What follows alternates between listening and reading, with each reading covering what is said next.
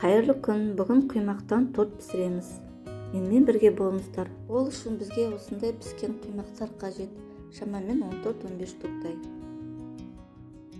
Алдымен сгущенкаға грек жаңғағын қосып жақсылап араластыра аламыз. Грек жаңғағын ұсақтап аламыз.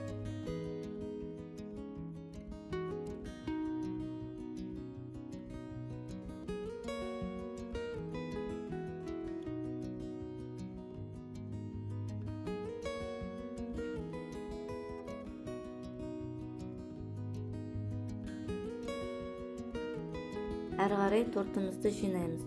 Құймақтардың арасына кремімізді салып, жақсылап жағып шығамыз.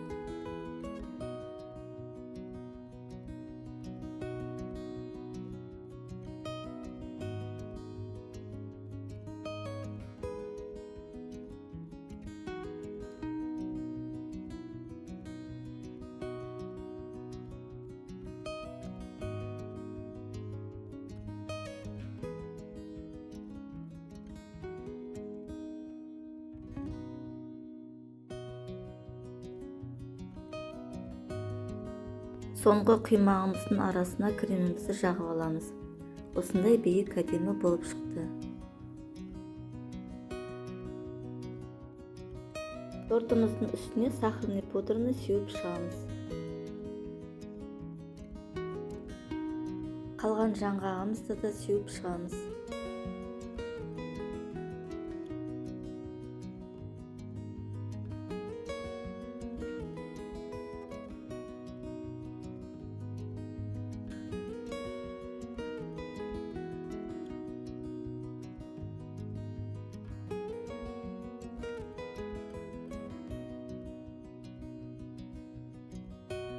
Қалауларыңызға қарай әсемдеп шықсаңыздар болады.